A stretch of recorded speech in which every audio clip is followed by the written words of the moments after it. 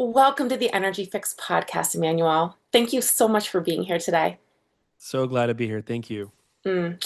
We're going to dive into my favorite kind of conversations, which is all around energy, energy work, and the many facets in which we can explore there. But before we really get into that conversation, let's get to know you, Emmanuel. I want to know where you're at in your season of life right now. Is there a word or a phrase you're really connecting to? So the word that I've been connecting to a lot is the word selflessness. And I just have a feeling that, when I use this word in my life, whenever you're going through hard times or just a hard time overcoming something, what I've noticed is that selflessness can be a great healing balm for yourself and someone else. And so I kind of want to say that you'd be shocked at how much you can help others while you're going through pain. And that there's some alleviation of the pain while you're helping, instead of focusing inward and going more into like victim mode. And so that's kind of my word is selflessness. Mm. And I'm sure that that's probably been on a certain level a journey for you. And so to be moving into that place of selflessness, but I'm curious how you are really working to connect to that deeper. How are you practicing that? So one of the things that could happen as an energy medicine practitioner and owning a practice for 10 years is that sometimes we put our clients on top of everything in your life. Like your clients become like your best friend, and you're helping them out, and other areas in your life could feel neglected. And so there's a podcast that I used to run called Healing the Healer.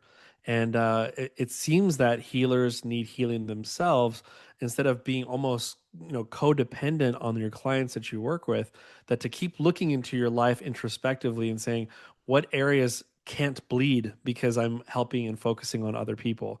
And so my mother unfortunately passed away with pancreatic cancer as an oncologist, but she was a very holistic oncologist, which is a very rare breed nowadays.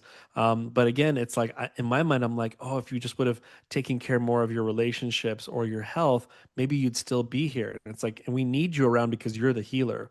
So I just think it's important that whatever mission you find yourself in, to help others, that you use the same modality on yourself and continue working on yourself. That's beautiful. And I 1,000% agree with you. I mean, I know even for myself, even since a young little girl, I've always been more that healer kind of person, even if I wasn't practicing healing. And then when I brought this into my full-time career, I really just thought I could just go with it and do, operate, be how I've always do operate and being, right? And the Right. reality is that just wasn't true. And it's become so much more acutely, I've become so much more acutely aware of it that you have to heal yourself. Healers need to heal themselves in order to be able to continue to do the work they're meant to do. Yep. So I'm in total agreement with that. I feel like, again, some of the greatest healers that we probably would be admiring currently right now are not here with us because they did not heal the healer. And so that's we need our type of people to live very, very long, happy lives, and to not just think of others all the time. There is kind of like a toxic selflessness, where you're just kind of overdoing it to help others so that you can ignore your own shadows. And that's what I'm trying to avoid. I love that. I love that. All right. Well, let's really just get into it, Emmanuel. I want to know what called you to this path in the first place. Energy healing, regression work, scanning the body layers into something isn't something that you probably just stumbled upon.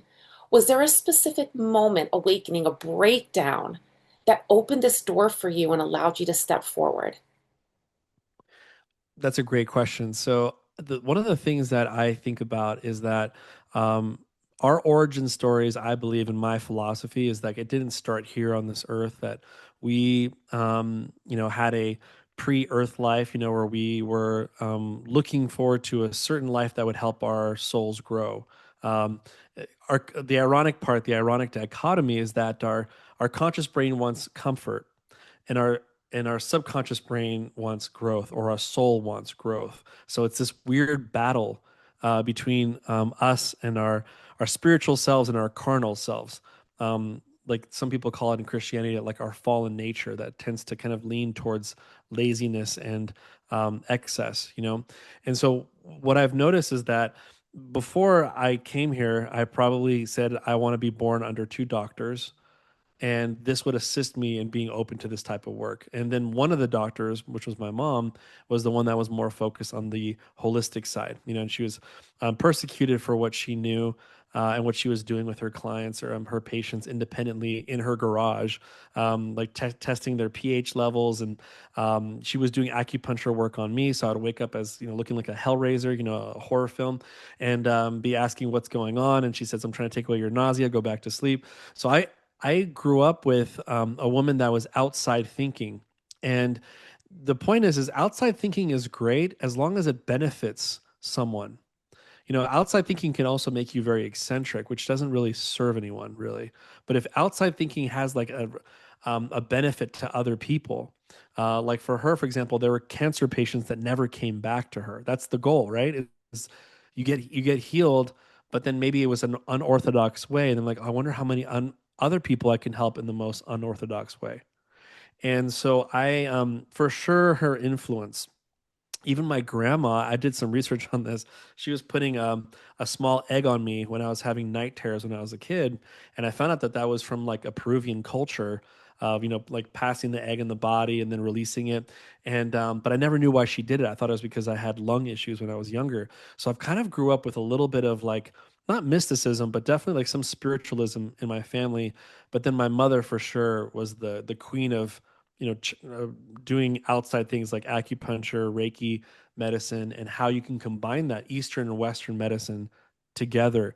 And she really felt like that's the future. The future should be Eastern Western medicine kind of combining arms together. And long story short is 2015.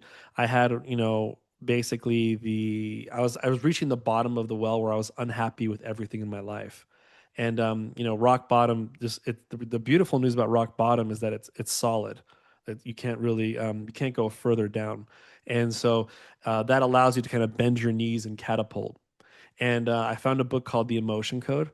And because I'm a Christian, I was very careful and very wary of like I don't want this to go against my beliefs, but I do want to like grow beyond just reading self development books, which you probably know, Tansy. Some people who read self development books and then succeed crazy amounts of success in life. There are some people that read the same book and then they don't have success. And I always kind of wonder like, they read the same book, they understand it both perfectly. Why does that person have success and that person doesn't? And I really feel like it has to do with energetic imbalances in the body. Yeah. You know, you mentioned outside thinking, and sometimes when it doesn't have that benefit that comes along that outside thinking with that benefit, I think that it can really give this whole work, this energy healing work, this conversation we're going to have today a bad rap.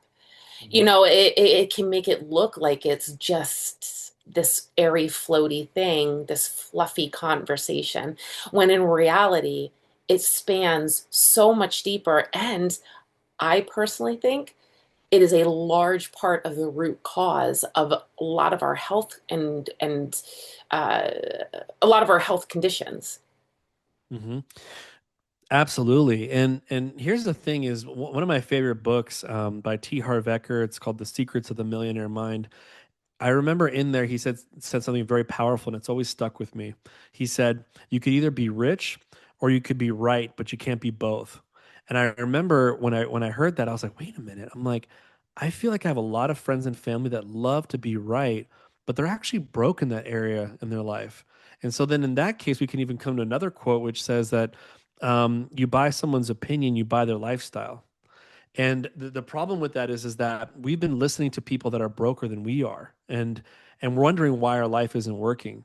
And so I found around age 26, something happened to me where I was sick and tired of being sick and tired. And I wish that upon everyone who hears my voice is if you haven't had a moment where you're sick and tired of being sick and tired, there are beautiful doors that are awaiting you if you get to that point. And I just remember saying, I'm going to look for more ways to prove myself wrong from now on. And even used to write in my journal KQE, which stands for keep questioning everything. And I used to kind of remind myself that I'm like, if I find truth, it should be able to be spotlighted. It should be, I could stomp on it, I can punch it, I can throw it around, and it'll still remain what it is, which is truth. And and I have to think outside of my system that's broken. Otherwise, I'm going to keep getting what the system has always given me. Yeah. Well, let's talk a little bit about the ancestral roots. Holistic health, nutrition work, when it comes to epigenetics, I think is becoming more widely accepted, right? Mhm. But when we talk about the emotional energy, the energetic part of this, it's not as much talked about. So I would love to talk about your work that is deeply rooted in epigenetic patterns. How do generational wounds show up in the body, and how do we begin to unravel what's ours versus what we've inherited? And how do we know the difference? So one of the things that I think is good for people who are listening is that there's certain emotions that probably are a lot heavier than normal that you say this doesn't feel like this is mine, you know. So for example, like sure you should have some sort of healthy fear when you're starting your own business, absolutely, but do you have to have paralyzing fear? And where is that paralyzing fear from? Both of your parents are very successful. There's really no reason to have that. It's not like you saw an image of your parents not succeeding. It makes no sense. Or if, for example, you're with your partner and this is a very healthy relationship, but you keep seeing themes in your mental mind about abandonment. You know, why do I feel abandoned? So what happens is that your great somebody great up there was dealing with a very traumatizing issue, and they produce this emotion. It's usually the size of a tennis ball to a cantaloupe. So, for example, when Dr. Brad wrote the book, he was a chiropractor, and he just did applied kinesiology, which is testing your arm and asking certain questions.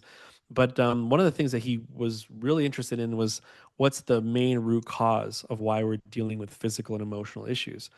And we have to come to the realization that our body is producing emotions all the time. The liver, for example, produces anger, bitterness, guilt, hatred, resentment. That's the liver. And every organ and gland produces these emotions, and they're supposed to process through our body. But if they don't, they get stuck in our body, and that's called a trapped emotion. And we have hundreds and dozens of these. But what we may not be aware of is that a lot of these are inherited. And let's say your great grandmother went through a terrible divorce, and then she had her son, and then it kind of got passed down.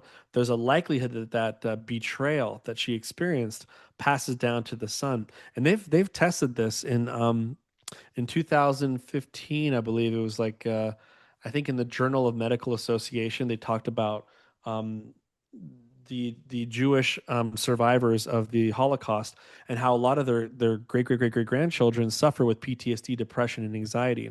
But they've also done, unfortunately, because I'm not a big fan of lab rats and animals getting tested on, but they've tested a mother rat that got shocked in a certain part of the maze and um, put a little child there, their child. All of a sudden, that child can't move or kind of gets stunned or stopped the same place the mother got shocked at. And they've tested this I believe like between 10 to 13 generations, and it still sticks of that area for some reason that their progenitor rats don't do well in that corridor, in that maze. And so it happens with animals, and I've seen in humans in the last 10 years of me doing this, sometimes 30 to 40 generations we could still be holding on to. And it also causes a major component for phobias as well. Wow, fascinating. And so the stuff that you talked about, and I know the emotion code and the work that's done by Dr. Brad. but you also use some biofeedback tools. And Mhm. so, thinking about the emotion code, thinking about these biofeedback tools, is this part of how you connect in and you can find these trapped emotions? You can find where things are hiding, hanging out, and what to do about them? Yes. Basically, what happens is a client would come to me, and we would do this long distance. So that's called proxy work. So the convenience of this work is that in quantum physics they call it non-locality or quantum entanglement or spooky effect at a distance is what Einstein called it. So it's very normal to the quantum physicists what I'm doing with someone else to help them out. And what happens is in they usually come with some sort of symptom, and the symptom could be like I have headaches all the time, and then I find an inherited emotion of sadness that came from somebody, right? And then their headaches are gone, or but it could be multiple things, right? um, but with the biofeedback work that my wife does, she's a practitioner herself, but she's more into a company called Solex, and they have this biofeedback frequency device called the AO scan. And this device is way ahead of its time. I kind of make a joke about it. I say like, Tesla and like Rife, like Dr. Rife, they like made a baby together, and then all of a sudden, and Albert Einstein, they made a baby, and then all of a sudden this little thing comes out.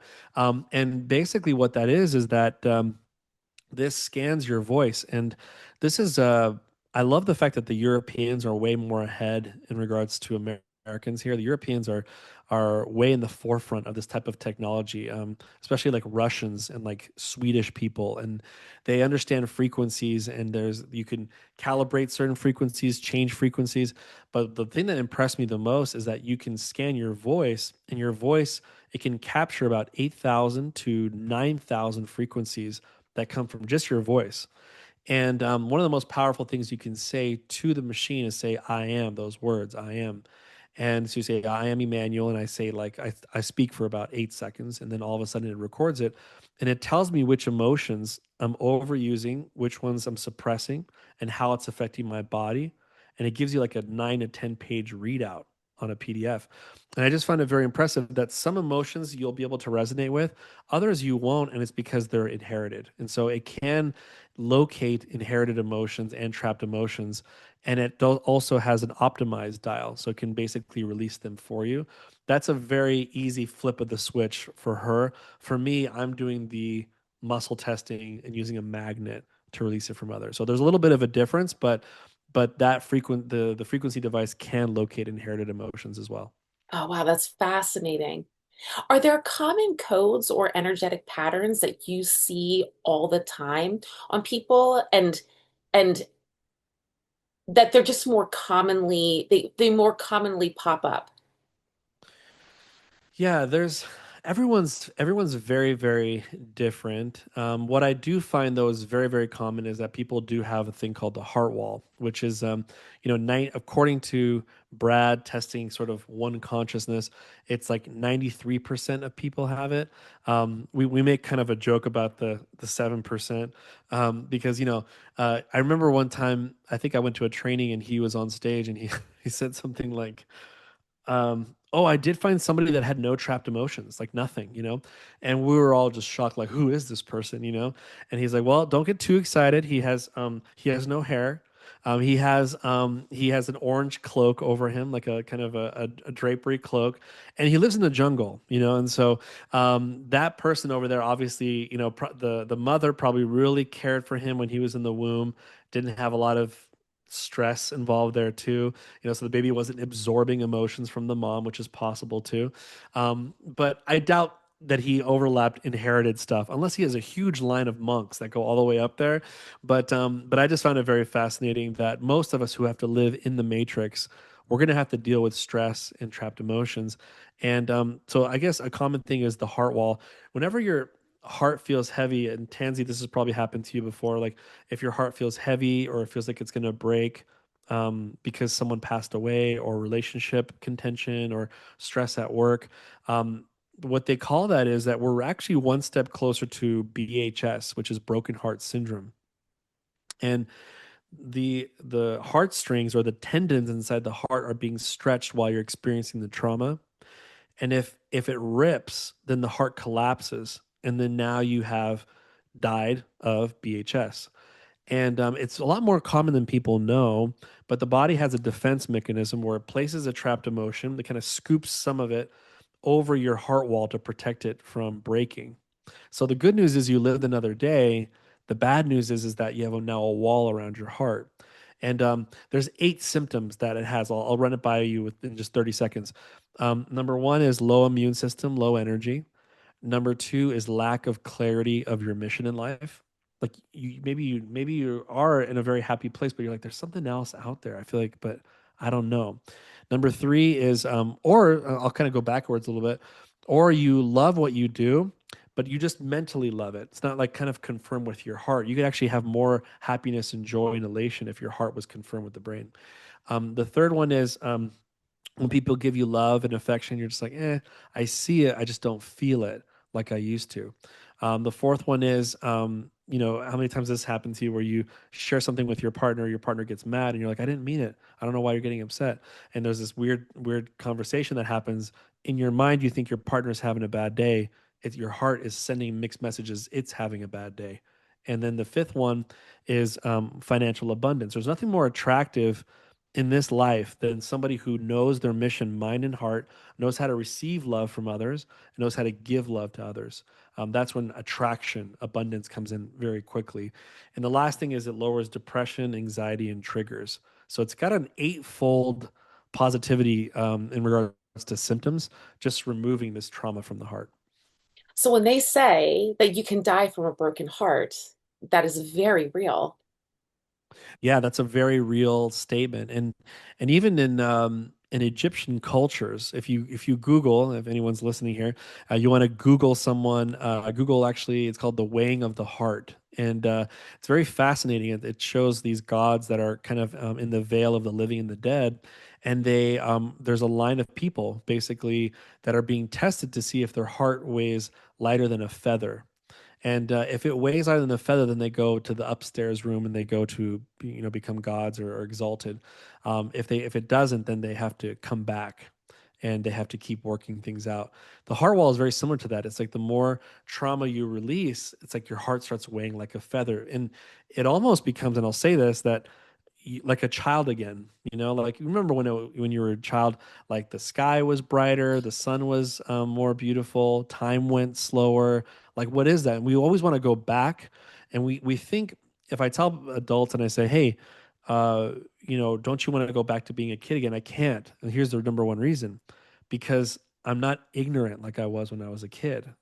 I didn't know what was coming into my life, and that's why my heart is heavy. It's not. It's that back then you had less heart walls back then. And as life happened, you had to put yourself in a bunker to protect yourself. But now that the war is gone, you have your nice house, you have your beautiful wife, you're still stuck in the bunker. You can't feel like a kid in all the rewards you received during your life, and that's a problem. So I help people get people to where like you don't need that bunker anymore. Like you needed it for a while, but you're actually living a good life now. You should be able to enjoy the fruits of your labor. And so I remove those walls, and all of a sudden it's like, I'd be driving even myself, and I'll see these little clouds, and I'll like start picturing like a teddy bear up there, and I'm like, man, I used to do that when I was like 4 years old, 5 years old. But I'm appreciating the things that I used to appreciate when I was a kid. Have that childlike wonder. You can't fake a childlike wonder unless you feel something like a child. And so it's a very powerful work to remove people's heart walls. Mm. Oh, I felt that in my soul. I know when I do energy healing sessions and I really get in there, I can feel the heart walls Mm. around people, around the heart chakra, and having to get my little energetic key in there to try to open that up and expand it and let it breathe again. So, Mhm. Emmanuel, my question for you then is, well, these emotions, we can't turn ourselves off to these emotions and to these influences that come in. So what do we do to keep emotion from getting stuck on a daily basis other than getting maybe some routine cleanups, as you might want to call it? So the first thing is, I would love to give all your guests a gift, if that's okay with you. Tansy seems like a very gifty person, so I think everyone would appreciate this. So basically, what we can do is, again, if you're watching me on video, you will see my hand here. There's two ways you can do this. Is Usually you would have a magnet that you would kind of you would kind of like rub over your head, but one thing that's very, very powerful that I feel like everyone needs who's listening to this is a shield. Okay, now because we tend to absorb people's stuff all the time, that quote that came out that says that you become basically the lump sum of the four people you associate with. Somebody was highly inspired by that, but I don't think that person knew how on a deeper level when he said that or she said that, because you're actually absorbing your friend's emotion from time to time. So shout out to hairstylists and nurses that are at a nursing home. Shout out to you.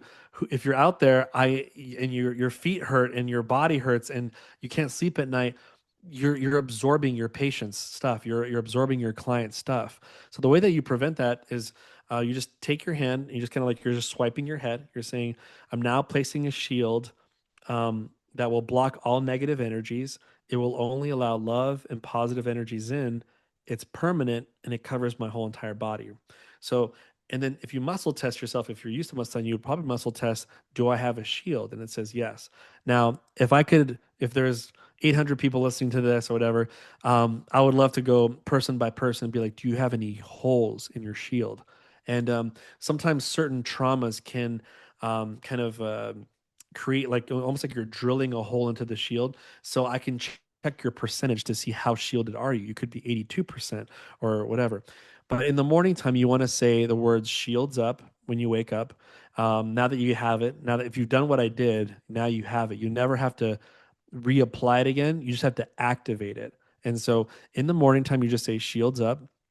Or if you're into prayer and you believe in God, you can just mention shield in your prayer and it will have the same effect. So again, that's typically when I work with someone brand new. I'm like, yeah, you make a great point, Tansy. It's like, how do we prevent from creating more of these trapped emotions now that we know that we exist? One is for sure don't absorb stuff from people, and this shield is even strong enough that if you go to Walmart at 11:30 at night, you'll be safe, which is, we we don't know what's going to happen at Walmart at 11:30 at night. You have no idea who you're going to meet. So that's how strong the shield is. I make a joke about that. But also too, so that's one thing. The second thing is, don't be a professional emotional stuffer. This is very key, that whenever you feel an emotion, feel it out, but we're taught in society, especially men, is to like, get over yourself, like, "Hey, why are you crying, man? Get over it," So we have a lot more, in my opinion, um, change of conscious programming when we feel emotions than women do. For sure, we have to man up, and the problem is now we've created so many trapped emotions, and now we're almost closed to receive energy healing because we've closed off. We're like, it's so ironic, right? We're closed off to feel our emotions and we're closed off to the emotion code practitioner when we need it the most. And so I think it's good to just kind of feel out your emotions and to let it process through. And you'll know when it's so, instead of saying, "Hey, I have to let me distract myself and go back to work," it's like, no, just feel the sadness and sit in it until it's gone, and then go, "Okay, I think that's gone," and you can almost picture like a sphere of energy leaving your body. Mm. I'm so glad you highlighted that because, yes, there is a huge difference. And I see it in my work too. There's a huge difference between men versus women and Mhm. what they are innately open to allowing to feel, to receive, to come in. And the reality is the majority of it is conditioning. And I think just spreading that message of it is okay to allow yourself to feel. It is okay. It's essential for you to allow yourself to feel for your own health and well-being is such an important message. Mhm. Yeah, I agree. And I had this for the men listening to this, or if you're a woman and this man is coming to your mind while you're hearing my voice, then send this to them and let them listen to this, because I did this very powerful meditation once where I got to see in vision men coming to me, And I remember seeing some scales in on their eyes, almost like reptilian scales on their eyes. And I remember asking when I was seeing this, I was like, "What are these scales?" And what scales are, and later on I got the answer was is programming, and it's all the programming we received, whether it's school programming or religious indoctrination, or it's government seeing who we are, or our grades, or schooling. And so there's so many different things of like how we've been labeled in different ways. And one of the things that men just want, because after that vision I saw of all the men coming to me, I saw their children come to me too. And I thought it was their kids at first. I'm like, no, this is your inner child coming to me.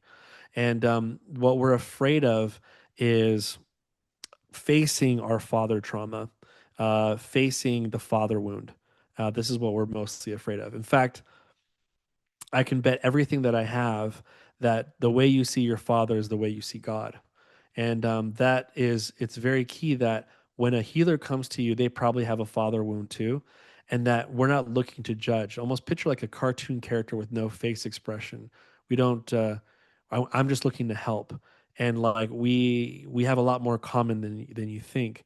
And or if a woman tries to heal you with your father wound, it's like they probably have a mother wound. And so they're looking at you as equal and non-judgmental, and we just want to help. And so I implore you, if you are a man and you're listening to this, is that it's not too late to say, you know what, my inner child deserves a chance. And I'm not giving it a chance because I'm afraid I'm going to get judged again. I'm afraid I'm going to be criticized again. I'm afraid I'm going to be programmed again. But like, we know how tired you are and you deserve the healing. Mm. What is the most powerful transformation that you've seen or experienced with what you just talked about? So one of the things is there was someone comes to mind with a younger a younger child that two things. There's a child that I worked with that was very rebellious, was adopted. I didn't know he was adopted at first. Somehow that information kind of just whatever. But I was working with the mom, and I remember going like, "Wow, there's so many heart walls in the womb." Like this is kind of bizarre. It was like kind of a 1 out of 1,000 kind of situation. I was like, wow, there's heart wall after heart wall after heart wall. What is going on with your child? And she's like, she had to remind me, this isn't my child. I adopted him. And his mother was a meth addict who was being physically abused. And I was like, oh, okay. So he was like born with dozens and dozens of, he was already in a bunker when he was born, basically. And he was feeling numb all the time. And this is why he even called the CPS on his adopted family because he just felt completely numb. And when what was interesting is that when she was at church with him and she was rubbing his back because he kind of like was slumped over, he got mad at her, going like, "Well, like what? What are you trying to do? You're trying to wake me up, you know?" And she was like, "No, no, no. It seems like you're really tired, and so I was just rubbing your back."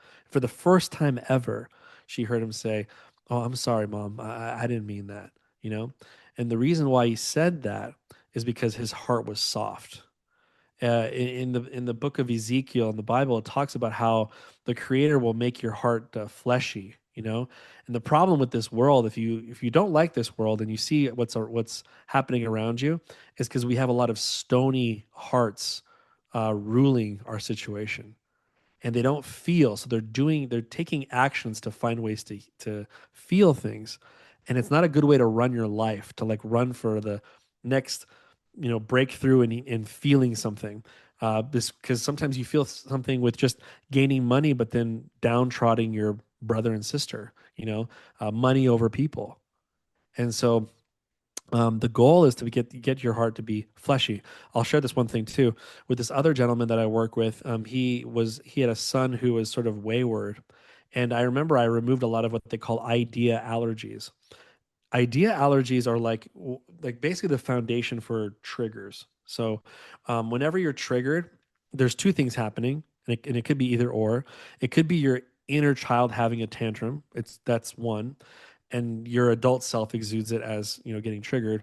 Or it could be you have an idea allergy that's either yours or it's inherited from your great great great grandfather, something that he would be very annoyed with and has a lot of trauma with, or you made it your own.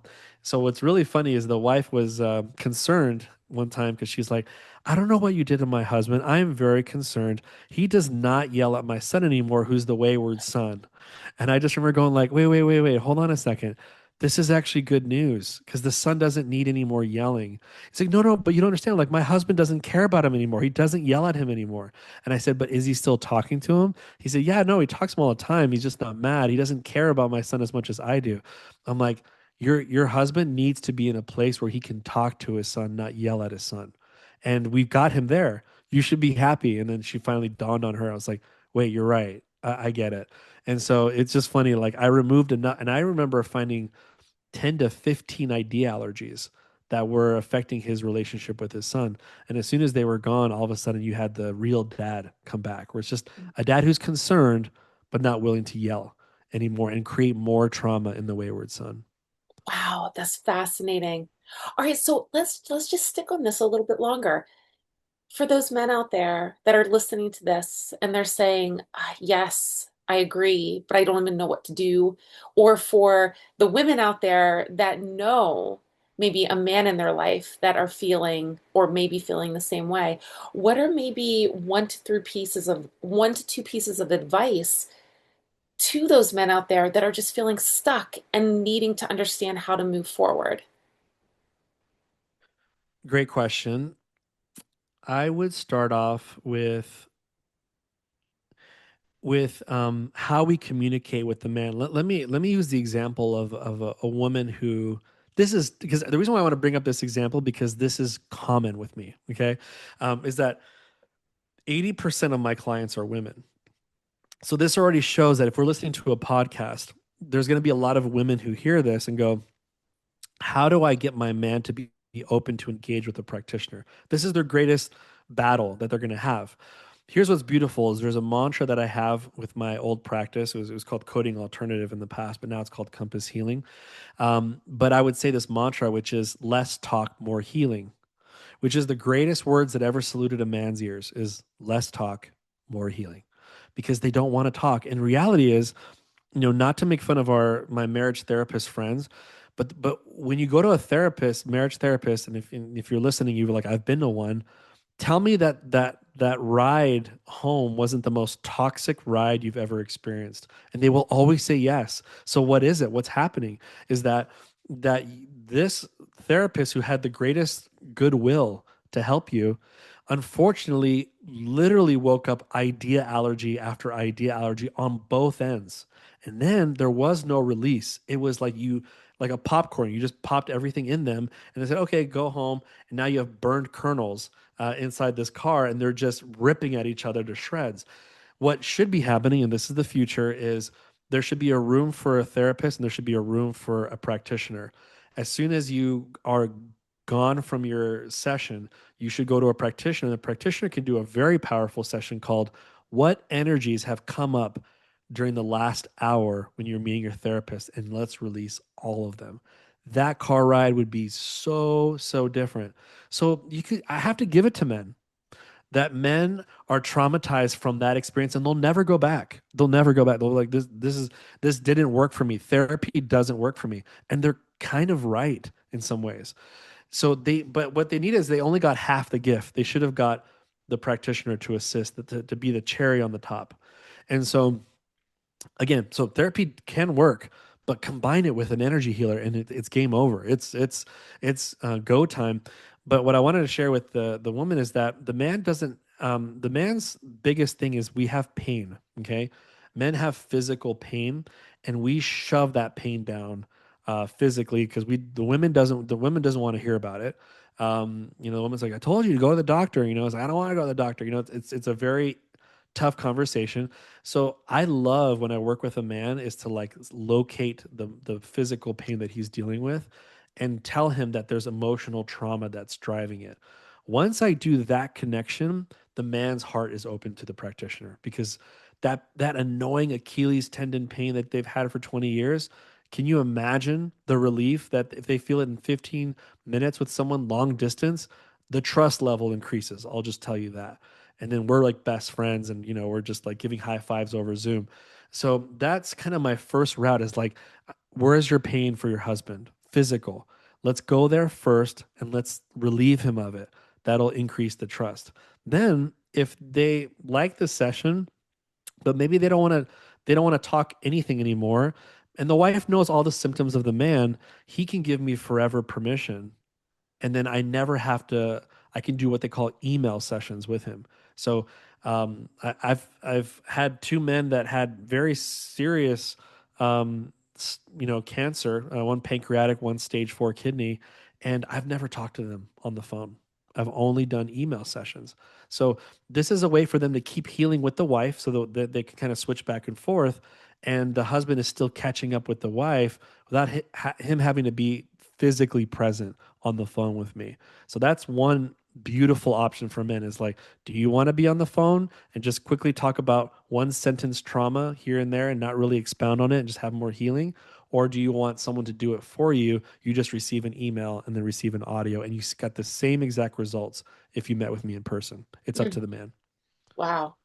Well, thank you for giving the men a little bit of love here because we don't always get to dive into just really how to nurture them. And I think right now, especially right now, it is Mhm. so important that we all come together and allow men to start taking the masks off so they can really do the deep healing that is imperative for them to be doing right now. Yeah. Yeah, and I think I always kind of I always tell women as a joke, like a woman friend, I'll just say, if the world were to end, I would want a bunch of healed women to like bring this world back to where it's supposed to be. But I've changed my vernacular in conversation since then. It's we can't do it without the men healing too. So I believe men and women are a very, very sacred unit. Uh, a very sacred unit. And the things on the other side that we can't see, like entities and dark energies that are there too, they want to break that sacred unit with anything they can. So I like to also tell men that, when you have really dark days, you're probably not in your room by yourself. There's probably something attached to you that's affecting you. And that if you remove it, you'll notice so much more peace of mind. But why are they attacking you? And the answer is very simple. You're moving forward in life, progressing, but also you honor the sacred relationship too. And they can't have one over there, so they have to destroy yours. So that also wakes up the man and go like, okay, I'm in spiritual warfare. It's not just emotions. So it's kind of not sad, but it's just a reality we have to just take in, that we're not only dealing with emotional warfare, but also spiritual attacks are very, very real. And sometimes I'm with my wife and I'm like, honey, I was with 6 clients today, and let's just say like I might as well have worn like a priest cuff. Like I was, there was some heavy stuff going on here. And she's like, oh wow, that's crazy. And but yeah, the relief that they get from it, knowing that they knew that that's not who they really are, that the way they behaved with their wife the other day wasn't them, is very like it's a great mention for them, so that they go like, okay, I knew that wasn't me. I felt out of sorts. I felt like something took over me. Yeah, something took over you for sure. So it's great to kind of open up people's minds to that, especially men. And so I want to get into that whole conversation in a moment because that's huge. It's huge and it's not talked about enough. I want to get into the dark stuff, Yeah. but before we go there, let's actually just kind of prime that because I want to first off, when you were telling the story about the boy, the very first Mhm. transformation story you were telling about the boy, I had a whole deja vu moment. And I was like, what timeline did I just jump? Mm. Because there was something going on there. I was like, I swear I've heard this before and Mm. I've only just met you. And Interesting. so that got me really thinking. When it comes to timeline jumping, when it comes to this dimensional healing, you've talked a lot about the healing your life. How do you view time? How do you view identity in your work? And is it really possible to timeline jump and shift your realities so that you can change your entire trajectory of your life just through this healing process? When it comes to timelines, it's It's funny because you never hear about those things unless you're watching like a Marvel movie or a DC movie. They talk about different dimensions and everything like that. Or if you watch the show Lost, which was a very popular show. But I like to keep it very simple, like because sometimes when it comes to these type of topics, it's like we want to be very careful that it's like, but what can I do? Like, what can I do to really heal this? Like, it sounds great, but how do I, heal from this? The best way I could look at it is this: is first of all, I'm a very big believer in having multiple lives. Like so that's just it's not a theory for me. It may be a skepticism thing for you who's listening, but when you've witnessed clients go back into different lives, and that's why they're repeating the same theme in this life, or when you've personally, like myself, engaged in that, you kind of can't go back to like, oh, this is just me and this is my identity. So it's very, very key that if there are things, here's something that maybe may help out your listeners. If there is something in your life that's a consistent theme that you keep seeing over and over again, and you have no idea where it comes from, because if you look back in your current history, nothing really matches that theme. So like let's say it's like constantly getting abandoned by people, or people don't listen to you all the time, or when you win something you lose something. When you win something you lose something, or when you're with a partner you have lots of fear, fear, fear, fear, fear. What are those themes all about really, I kid you not, if you went maybe 6 lifetimes ago, it will fully clarify to you what happened back there. You are still dealing with it now, and this is the life to overcome it. And so we're constantly seeking for growth. And whenever you do an emotion code body code session, one of the things that's kind of exciting to do, there's a really great book called The Map of Consciousness by Dr. David Hawkins. And that book for me is in my top 5 books of all time for sure. I think it's called Map of Consciousness Explained or something like that, or Understanding the Map of Consciousness, one of those. But anyway, the point is that when you get into that, you can muscle test yourself where you are on the scale on this map from 0 to 1,000. Now, 700 to 1,000 are like enlightened people, like Buddha and Jesus, and they kind of stay on the higher range. But the average world frequency, we're at 200. We're kind of balancing between courage and pride. The lower frequency, people who are very sick, fibromyalgia, cancer disease, there's a lot of guilt and shame going on. They're on the lower end. And it's interesting. You can muscle test someone during the day, and there might be an average of where they typically are on the map. Whenever you do an energy healing session, you usually elevate on the map. So let's say you started like at 234, and then you finish your energy healing session. I challenge you to muscle test yourself and where you're at. You're probably at 432 now. You're like, okay, cool, I'm higher. And if you look at the map, if you go on Google, just look up Map of Consciousness, Dr. David Hawkins, there's a chart that kind of goes left to the right, and and basically it shows you the emotion that you typically associate yourself with. There's the way you view God, the way you view life, the way you receive information. It's all kind of written out. It's almost like it knows you a little too well, and so you're like, wow, that's pretty much me. And and so the goal is like, in some way or another, when you do that, you're changing timelines, because maybe most of your life you've been in the hundreds, and this is, you stay down there.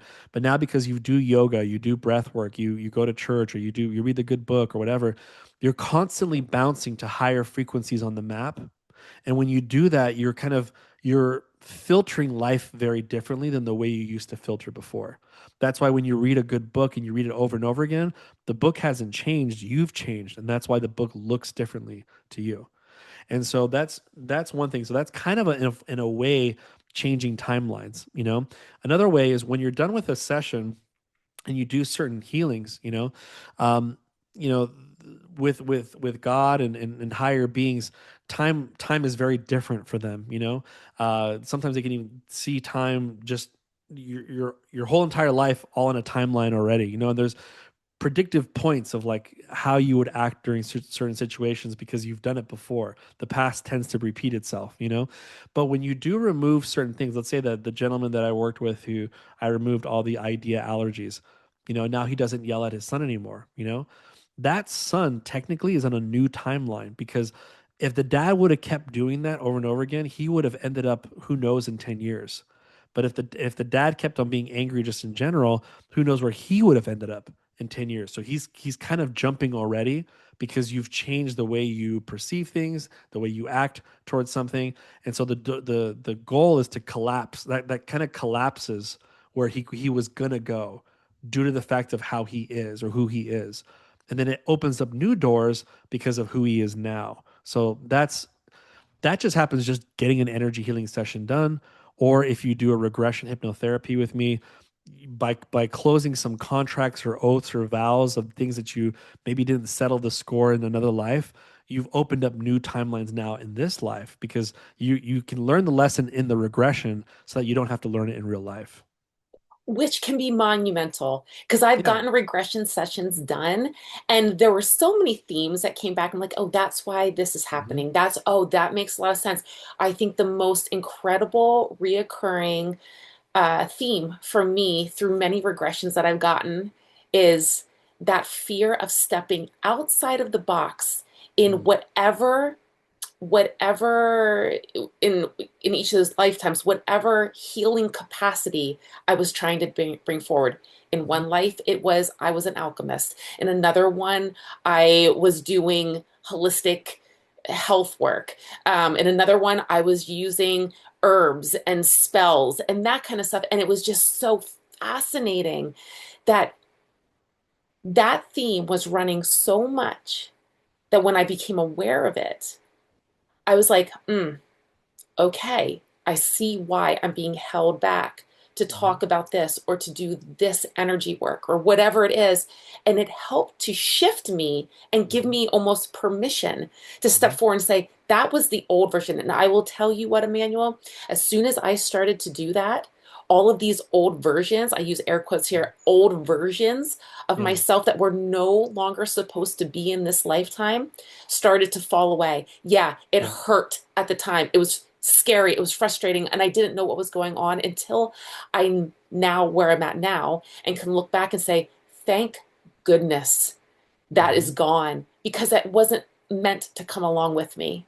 Yep. Right? Literally, that was my timeline jumping. It's fascinating when you go through it. Yeah. It's I love telling people that we've died multiple times before and we had some form of mission involved. And what's kind of comforting to the person is that you weren't doing it alone. How cool is that? I mean, just think about, just ponder about this, is that we don't have we can't have that audacious thought that we're ever alone, not only because the creator is behind it all, but because there's these guides, there's these angels, there's these family members that, like what they call soul families that keep reuniting with you. And you guys have huddled many, many times, huddled together and said, okay, who are you going to play this time? Oh, you're going to play the mother? Cool. I'm going to play the daughter. What lesson are you learning this time? Oh, you're learning that? Okay, cool. I'm going to learn this. How are you going to teach me that when I become your kid? Okay, great. Like that is the most mind freeing doctrine out there, to know that you planned your map. You're part of the map making, and that you're not a victim of your map. The reason why depression gets even deeper is because you feel like, number one, you're by yourself experiencing it, and number two, it's that you didn't plan. It isn't part of your journey. That's it's almost like I took a detour and I don't know how to get back. No, no, your detour is the journey that you were supposed to go there first. But I love it, like, when I take people back to the womb, and sometimes I just do a private session of this called womb regression. I don't go to other lives, just a womb regression in itself. I love asking them the same question: is why are you here? And that baby knows to the T what it is. And it's not 10 sentences, it's not 1,000 sentences, it's not a career. It's like, this is the life where I learned to forgive. Or this is the life where I learned how to embrace different cultures. Or this is the life where I learned how to empathize more with women, and that's it. And your whole goal is just to like master that here. And you have people that are on the other side cheering you on, and they must have known, because usually when I'm doing a regression session, I let the guide talk. to the client, and the guide has a attitude of their own. So I want to get out of the way and just be like, I'm just taking notes over here, and the guide will just be like, yeah, did you fulfill what you said you're going to fulfill? And if they ask that question, that means the guide's been there from day one. So that's pretty darn comforting, to know that that guy, the only reason why he can ask that question, or she can ask that question, or it can ask that question, is because they've been there since you were born and even in the womb. And that's a beautiful, beautiful, reassuring thing for someone who's on a healing journey right now. Is you're never alone. You have a creator that loves you unconditionally, and you have people that are cheering you on the other side. And if you can start tapping into those, even then, life can get more exciting. Yeah. Oh, I just got chilled. I love that. And the one thing too that I think is just so wild is it's easy to get down and out in some of these experiences, these Mhm. obstacles that we experience as a human being, right? But when you step back and take a moment and say, you know what? I might actually be playing a role Mhm. for somebody else's soul to expand and to grow. Yeah. That is amazing. Yes. Hmm. And Yeah. it That's. might be vital for me to be able to do this, to live and experience this for that other person's benefit. Mhm. Yeah. We tend to get too into character, and that's it just makes a lot of sense. It's almost like it's almost like someone needs to step into a room and just be like, how's your costume going for you, and then you're just like, what costume? It's like, yeah, your human suit and everything that you're dealing with right now. This was in your costume closet, and your higher self is probably hanging out somewhere else, and you're kind of just a projection of that higher self. It's like, what a great wake up call, because again, it almost makes like life is just a game. And that's kind of why us humans have a naturalistic way of appreciating games. We like love games, like competition and whatever, blah blah blah. There's a reason why our DNA is kind of made that way, is because we're in a game. Like, this is a game. Like, and we love to grow. We love to grow. We love to progress. It's just what we do as intelligences that are in human bodies. And so, so whenever you're having a tough time, and sometimes go like, okay, like this is kind of scary, blah, blah, blah. Wait, this is like a game. I'm like the main character. I got to go make this happen. It kind of shifts your focus on being like, oh, life is happening to me. It's like, it's not. And so you are the main character. You brought yourself here. You like, have fun with it. Have fun with it. Don't take life too seriously. But again, obviously that's why energy healing helps. If you remove these things that make you reactive, the likelihood of you having more fun during stressful times is way higher than you being reactive during those moments. Yeah. And I will even say from my own personal experience, I think it gives me more courage when I Mm-hmm. can step back and say, oh, I'm the main character of this movie. All right. Yeah. Yeah. Yeah. Well, okay. So let's shift it a little bit to something you already brought up. And I guess it's not really a shift, it's kind of an add-on. Let's talk about the dark stuff. Because when we start to do some of the deeper work, when we start to work in some of these energies, when we open ourselves up, there can be some offensive energies, some Mhm. portals, some spiritual interference that comes in that can also then halt or put a barrier up for our soul to be able to do the work that we were just talking about. And also, of course, to heal. So let's talk about that. What are people really picking up on when their energy feels hijacked? That's a great question. When it comes to offensive energies and evil spirits, we do have to know that, and people can take this as a grain of salt. Okay, so I'm going to share something that's in my personal faith. And some people ask me what I am. I come from the LDS Church, but it's interesting. We have a very unique doctrine about this, which kind of coincides with the body code. What I love about this energy healing work is that you don't have to be any type of religion or faith or pigment color to accept this type of work. It's If it's real energy work which comes from the creator, it has no judgment. It's all about just assisting humanity moving forward. And one of the things that's kind of comforting to know, to let everyone know here, is that you are one of the stalwart ones. And what I mean by that is that we had a war in heaven, which is in the book of Revelations, and but in the cosmology of what I believe in is that 1/3 of the children of God came down to earth, and they were not following the good one. So they followed the other one, the adversary. They call him adversary, Lucifer, or whatever. But they 1/3 of them came down here. So the question is, what are these 1/3 doing here? Are they just sitting at McDonald's, hanging out at the play place? Like, what are they doing? And the answer is that they're doing the same thing they did before you came here, which is to create war against humankind. And you were part of that war, and you passed the test, and that's why you're here. You were cheering the good plan. You were cheering the creator plan, and you said, "I want to come down here to progress, to be like my creator," which is also called theosis. You did that. And so, but the 1/3, they were like, no, we don't care for having a body. We don't care for having a family. We are following a different plan. And so that's why they hate your body, and they hate the family, and they hate anything where you're moving closer to your plan. And so these entities could be either, they're usually, again, they'll never have a body, but they're these entities that can attach to you. Now, here's what's really interesting is that if you're moving in your healing process, if you have these symptoms, and I'll name a few here. I'm going to actually use the body code to kind of be very clear about this and succinct, because I know someone's listening about this one section right now. It says, I want to know if I have any of the symptoms of the entity. And I'm glad you're still here. I'm still glad that you're open minded. So here's what it is: fatigue, physical discomfort, negative and mood issues, addiction, feeling like something is there that doesn't belong, feeling stuck, feeling conflict or resistance coming from the outside, self sabotage, anger itself, self doubt, mental illness symptoms, and nightmares. So these are all symptoms of an entity being attached to you. And what I found out is when I work with someone back in the New Testament days, it was just like, hey, you get out of this person's body, and then they would, like, swarm to a bunch of pigs, and the pigs would all drown themselves. Okay, that's that's one way to do them. Another way to do it is when you muscle test. Let's say I'm working on someone with depression, and I find, like, hey, you actually have some attachments on you.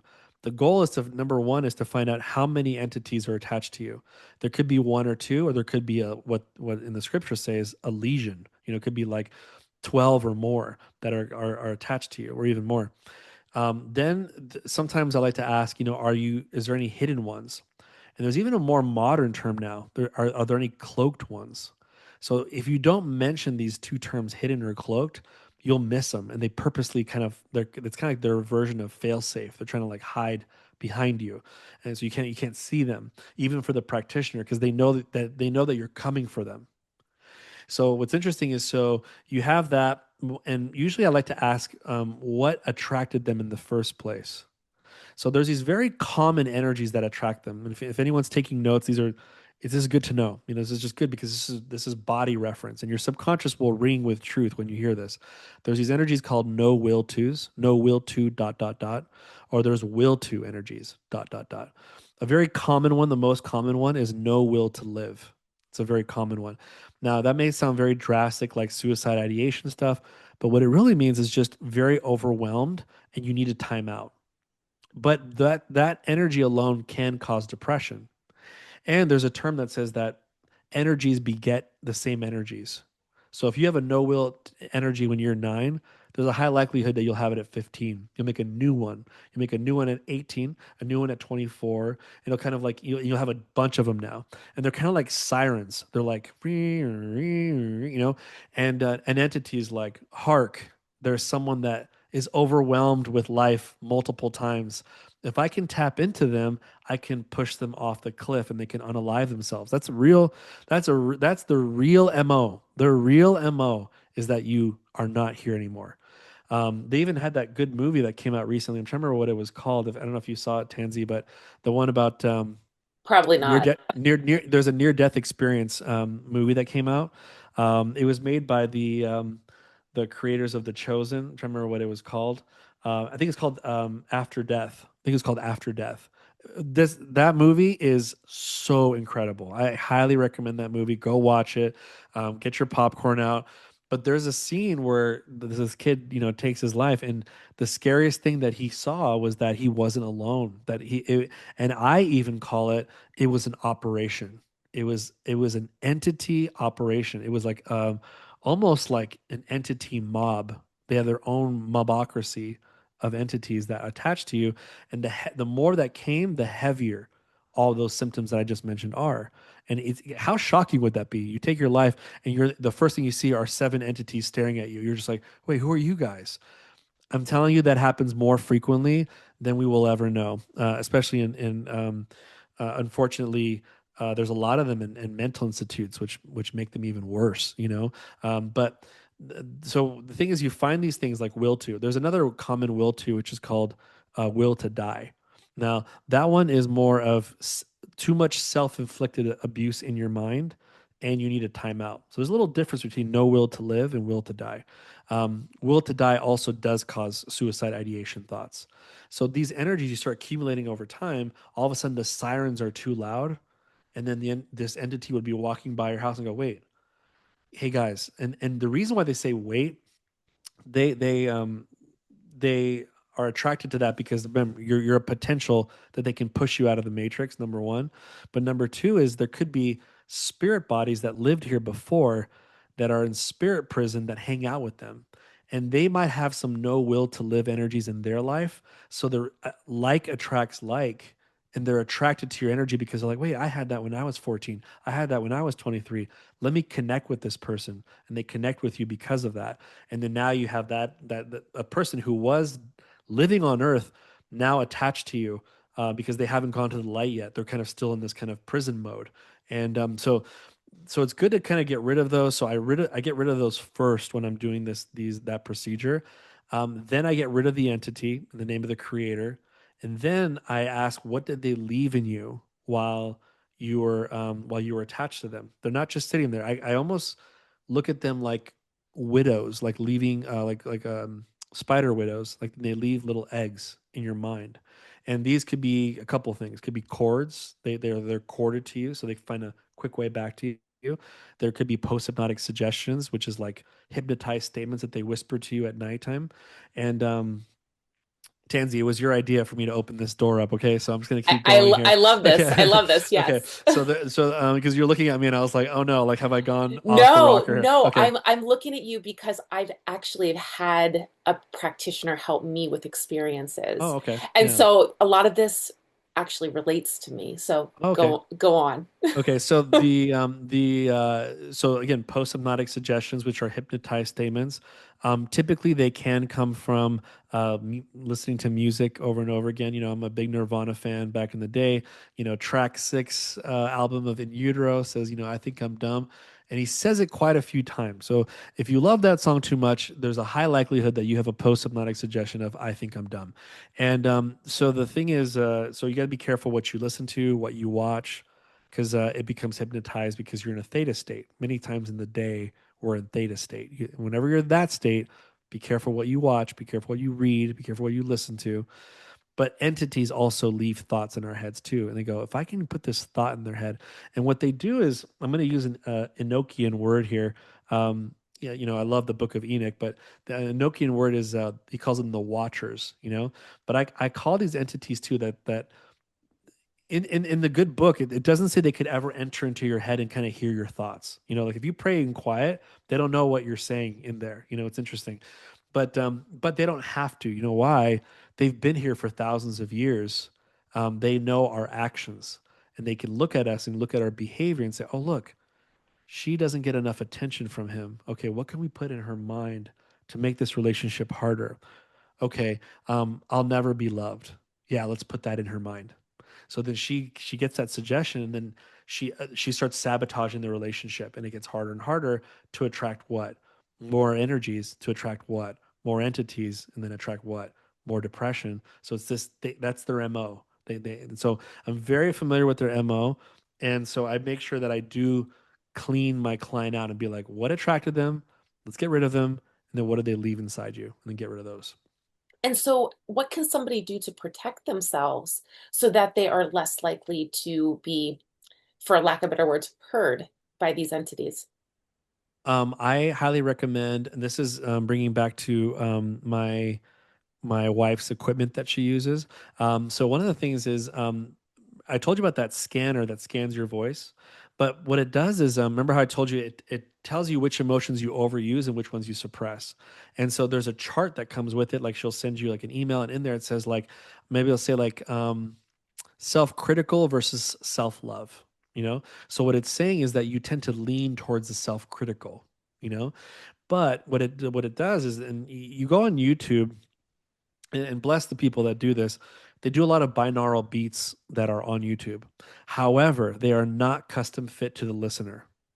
The device she uses, using your 8,000 to 9,000 frequencies that are scanned, it's able to give you a custom made binaural beat meditation that typically you can listen to for 10, 15 minutes, and it balances your brain and it brings you back into what you want to be in, as emotional homeostasis. So whenever you're having like a really rough time, you should do your inner voice, listen to your earbuds, and have it basically balance you out. And so this is key to not create a no will to or a will to energy. Also, when you wake up in the morning, this is the best time for suggestion. Listen to your binaural beats right before you go to bed. Also, very high suggestion, best time to go listen to your beats. So that kind of keeps them at bay because it's kind of like you're not creating these heavy energies of no will to live and will to die that are just and ironically too. There's an energy called no will to go on, or and a lot of these will tos cause leg issues. Isn't that kind of funny? The reason why is because your body doesn't want to go on anymore. So if you see people who always like my legs hurt and my knees hurt, yes, it could be an adrenal issue. Yes, it could be a gallbladder issue, which affects the right knee. It could be, but most likely they have a lot of no will to energies, and it's almost like their body's giving out. Their lower legs and knees and feet are starting to kind of drag, and it's because these energies are starting to accumulate. So it's Mm, kind of interesting. mm. Kind of wrapping up this part of the conversation, I want to just touch a little bit on portals yet, Mhm. because portals exist. We also open and close portals. When I was smiling when you made that comment about me, staring at you, Yeah. it's because the practitioner, she had seen a couple things, and had taken care of them, but she also found, which I got told twice about, she found a portal within my home. And Yeah. I said to her at one point, this was pre her finding this. Okay. I said to her, actually, no, I'm sorry. No, it was after she had told me, because she had no clue about this. I Mhm. said, I've never in my life felt alone in my house. Like, never. Mhm. I mean, I'm very connected in regardless, but I never really felt alone. I always felt like there was something watching me. And she's like, oh, it was probably because of the portal. And so, my question to you is, how can we intentionally, spiritually close them back down if we do open them back up? Where do they come from? How do they get opened up? Like, let's just talk a little bit about that so we can be more in touch, because you need to make sure you can open it with great intention, but you also need to make sure you close it back down.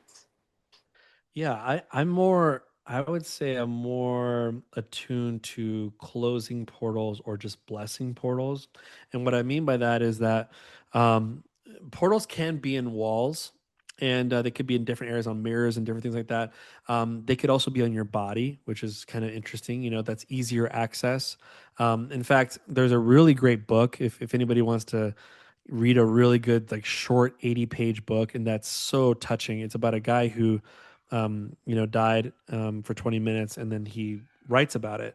And but it talks about how when he went to the bar, there were these people who were drinking alcohol, and addictive spirits tend to create portals on a person's body, so that they can easily feel like they're receiving their addiction again that they used to feel when they were here on Earth.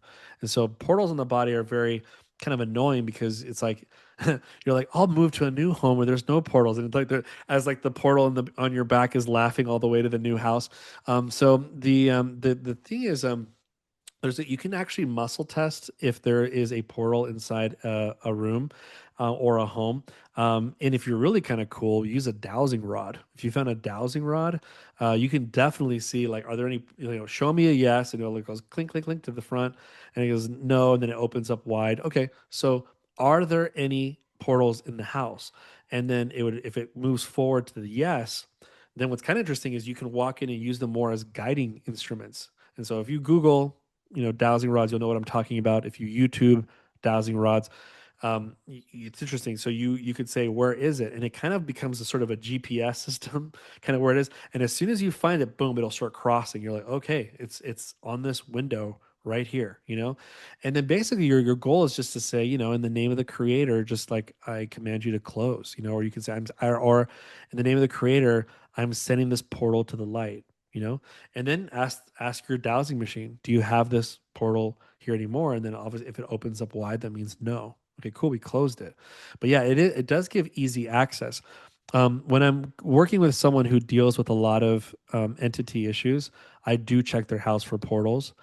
Ironically, most practitioners only check for negative ones. I check for both. So I check for negative because you have to understand, one of the greatest symbols that is on the planet right now is the yin yang symbol. So you have to understand that, like, when the devil moves the queen, so does God too. So with portals, it's the same thing. You might find a negative one, two negative ones, but you might find a positive one. And that one you just kind of want to bless and just like send it light. That's where your archangels and angels show up at. So they come to the rescue to help you out. You're not the only one kind of dealing with house issues there. They come in if there's some intrusion as well. And so we leave that one open. So I'm very careful when I find three and two of them are negative, one of them is positive. I only close the two negative ones and I bless the positive one. But watch this: when you go into a home, if you've if maybe you're the third resident there, um, here's what's fascinating is these portals on the houses may not be conducive to the fact that you're there. They could have been from the other owners of the home. And one of the major reasons why these portals came in the first place is due to the energies that were absorbed by the home. So I've helped people, like, when you walk into a home, you can feel certain energies. But I am very positive that it's not just the portal count in the house, it's more of the emotions that bled into the walls. So I'll work on someone's house and I'll be like, what energies are in the walls in the house? You know, I mean, there's so many cool things with, like, I've heard stories of people using the body code. They'll work on a tree, they'll release emotions from a tree, and the tree outgrows every tree in the whole entire block. Like, and it wasn't growing any fruit, no nothing. All of a sudden, it's just boom, and that's a real thing. Everything that's around us is experiencing some form of emotions. Even your little fish spinning around looking at you right now. But what's interesting is that people don't know this, that when you go into a home, whenever there's anger and someone's feeling anger, that anger may be absorbed. It left someone's body, right? Because we talked about this, trapped emotions can leave the sphere. So that in that case, it did not become a trapped emotion, but the house trapped the emotion. And when you have enough emotions on these walls, that also is a siren for entities to leave portals. They'll be like, that's a broken home. If we can go over there now, but the problem is, this is the sad part is, what if, I don't know, I'm gonna share a very weird way to explain it. What if the builders of the home were the most worst people ever you ever met, and they're the ones that implanted the emotions there? The portals were really meant for them. They leave the house. They're done making the house. You're the one that lives in it, and you have to reap, unfortunately, the walls, the effect of the walls. So that could very, very much happen. I'll even share this one short 30-second thing too, is night terrors. I would say 99.9999% night terrors for babies typically are entity related.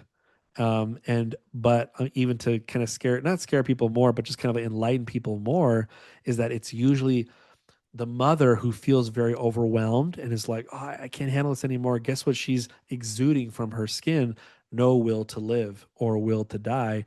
And it leaves her body. And then it goes into the baby. And then the entities say, we have a no will to live, will to die. They should have gone to the mom. They end up going to the baby because that's the energy that resonates with them. And that baby, for some reason, starts having night terrors.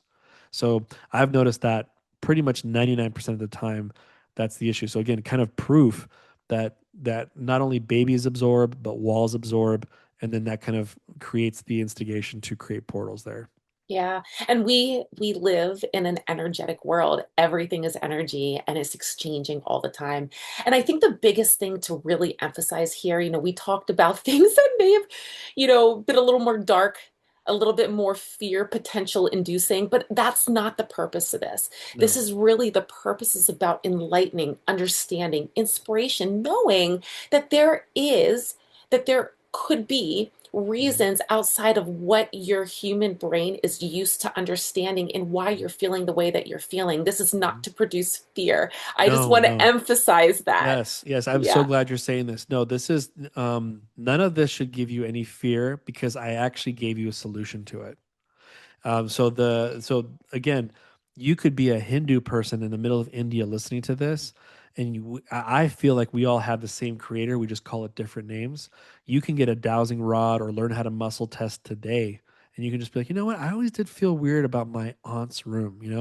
There's a reason why your intuition was doing that. You can muscle test it, douse it, and then just go into that room and just say, what if you're terrible at it? What if you're terrible at, like, I don't know how to douse, I don't know how to muscle test, but you've always felt weird in a room.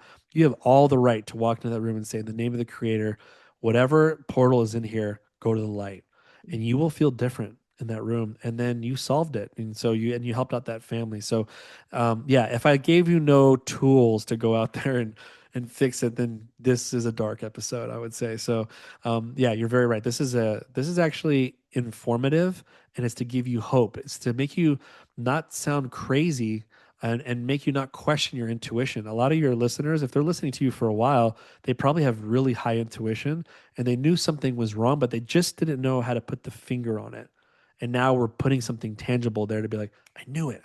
I've always thought that, but I just wanted to hear it from someone's voice. And so we just gave them confirmation for it. Yeah, yeah, 100%. Well, as we finish up this conversation, let's just put a little rainbow on top. Let's put a little rainbow on top, Emmanuel, of this Sure. of this potential dark conversation that we just had. Yeah. If somebody is feeling stuck right now and they think that there's something a little deeper on play, where would you tell them to begin? What's the first step for them? So the first step is one is to realize that you are a spirit having a human experience and find spirituality. I don't care what religion, I don't care what. Because even in the end of the day, if you do a lot of energy healing, it's great. It really helps out. But your spirit is starving to connect with the creator. And there's just a lot of avenues on how to do it. I took my journey when I was age 26 and I had to break my mold from my old faith that I used to have as a Catholic. And I went on a spiritual journey. I went to the library. I fasted. I was so close to become a Franciscan and live in a monastery and take an oath of poverty. It's like, but that journey is so beautiful. And I don't care what religion you are. Whenever someone's like, I'm a spiritual sojourner and I'm having a human experience, I cheer on that person, and they're one step closer to know deeper things about themselves. So if you're in a stuck time, think about it. This is the usual thing: is that maybe spirituality has been put in the back burner, and you've kind of played your cards in an earthly material world, and you're not happy. You're not. It's like that's there's a reason for that. It's because your spirit is anorexic at this point, and you need to feed it. So that'd be number one: is go on a spiritual journey, no matter what that looks like, and listen to the intuition inside of you. Don't always listen to what comes out of people's lips. It's okay to listen to people's lips, but then always ask, does this sound right? Does this sound true? And you have this little GPS. Some people call it, I call it the light of Christ that everyone has. I don't care who you are, but you have that. So lock in with that more. That voice should be louder than anybody else's voice. Number two is find a modality that resonates with you. And there's, Reiki healing, there's theta healing, there's emotion code, there's regression hypnotherapy, whatever resonates with you. I would recommend, in my opinion, I'm a little biased, so I'm sorry, but I would recommend the emotion code by Dr. Bradley Nelson, forwarded by Tony Robbins, the more new edition one, because he added some clinical trials in there with like people with PTSD. So I would recommend the emotion code. And then he just wrote the body code. And then the heart code is coming out this December, so he's not stopping. He's a visionary, he's still alive. And he told me one thing that was very, very powerful. And I want to kind of share what's the end game is that especially for people that might be either Christian or kind of very stuck in their beliefs, the goal is for us to open up our hearts. Like this is like if I were to say, what is your mission in life, and like an overarching kind of thing, it's to become a being that knows how to receive love and give love, to become a loving being on all sorts and all levels is just to be a loving being, right? That's sort of the overarching thing. But you have your own independent mission that you received that you have in the womb there that you should probably get in touch with. But the overarching is that if a faith does helps you become that, if an energy healing modality is helping you with that, then keep doing that. And I think what's really beautiful is when I met it's always interesting to meet the founder of a modality to kind of see where their head's at. And I always say this too, it's amazing what conversations can happen when you eat sushi. Just like when you eat sushi and you're talking to a visionary, you don't know what's going to come out in that dinner time.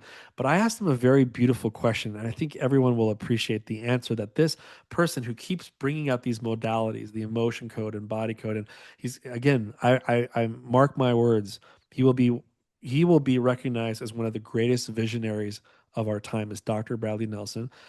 Anyway, we had a dinner together, and I asked him. I said, "What's next on the emotion code? Like, does it expand? Does it become more? And blah blah blah." And he says the purpose of the emotion code is to increase the group of faith of a small group of people. You know, and he says that this group of people will increase their faith, and they will basically start believing. It's to increase their faith to the point where they start believing in miracles again, and so that's really what it is. It's training wheels to increase the belief back to how we used to believe our spiritual forefathers used to believe. And he says when that happens, the emotion code will cease to exist.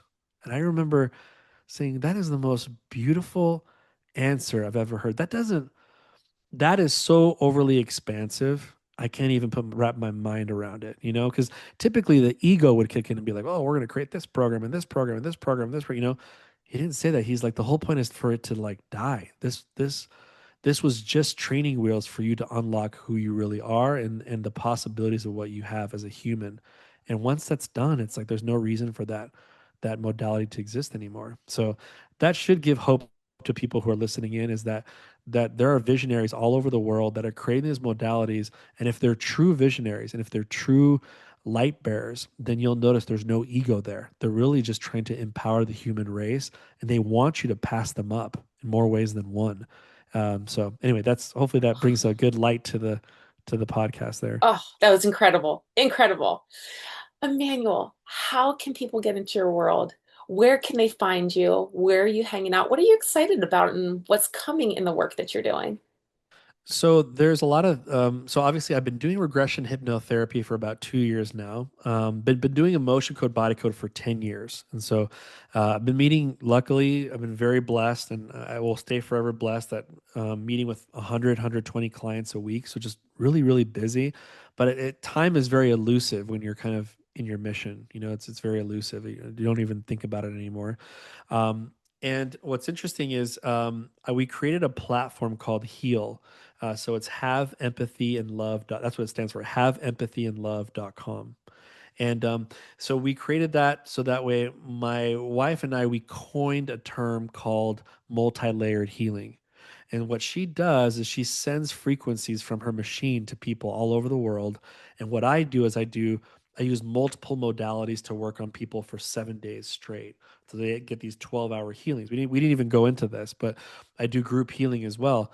And so that platform is a way that if every Sunday you want a very spiritually grounded healing, it's kind of cool. It's what I call hands up healing. It's almost like you don't have any intentions when you come to the Sunday healing. It's more of like let the Creator work with you and remove things that are blocking you from being who you should be here.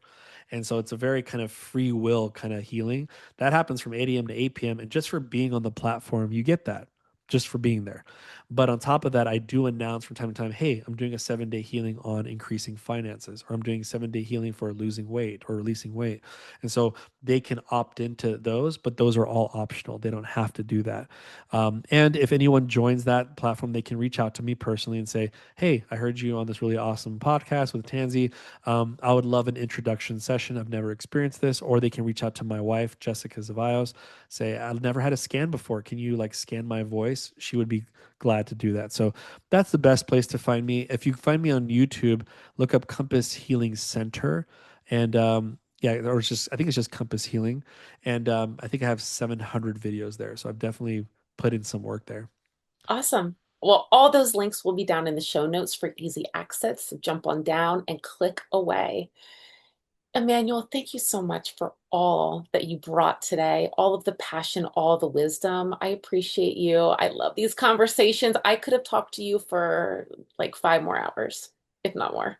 It was a great conversation. Thank you so much. Yeah, thank you for doing what you're doing for all the people here in your podcast, for adding light and what you do in your work. And so, and grateful for you being vulnerable on this podcast. You were sharing some personal stuff about your vulnerability and shifting. And so, your growth, I know, is probably inspiring a ton of people. So, I'm grateful for your growth as well. And that you're someone that not only just, you could be quiet about your growth, but you decided to make a podcast to help other people. And that's so commendable because we Mm, just need more people that are on the healing journey that actually talk about it, not just kind of keep it in. So, yeah, thanks for all that you do as well. mm, mm. Thank you.